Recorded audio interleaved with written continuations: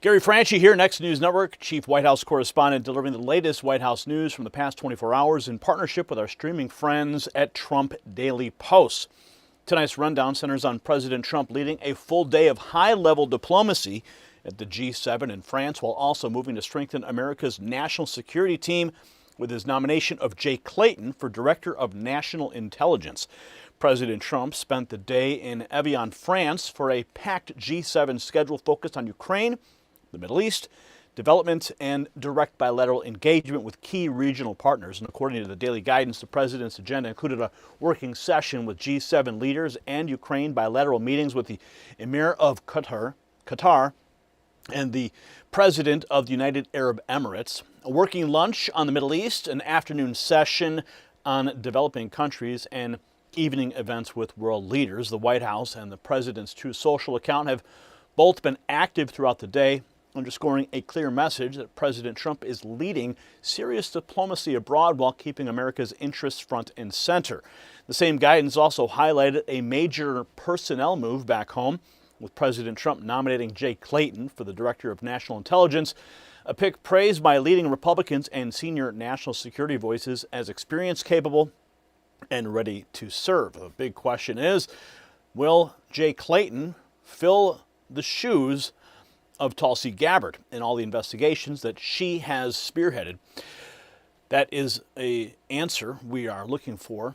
But from the pool report, the G7 working session involving Ukraine and President Zelenskyy that began at 9:26 a.m. local time under restricted access.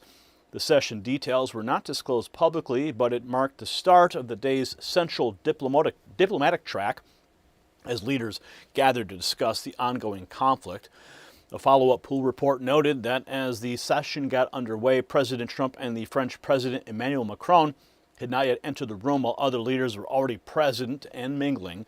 Zelenskyy had earlier been seen walking with Macron on the venue field. Minutes later, the pool confirmed that President Trump had arrived at the G7 and joined the working session, greeting fellow leaders as the summit moved into full gear. It was another visible sign of active American participation at the highest level. From a later pool update, President Trump, President Macron, and Zelenskyy held a meeting before joining the larger G7 session and were the last three leaders to enter the room.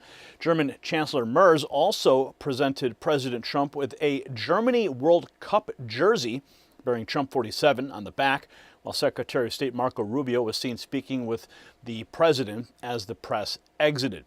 President Trump then met bilaterally with the emir of Qatar, Tamim bin Hamad Al Thani, with Secretary Rubio, Treasury Secretary Bessent, and Commerce Secretary Lutnick in attendance. From the pool report, the president made clear that Iran will not be allowed to develop a nuclear weapon and warned of severe consequences if any agreement is violated, while also praising Qatar's cooperation, investment, and continued partnership with the United States.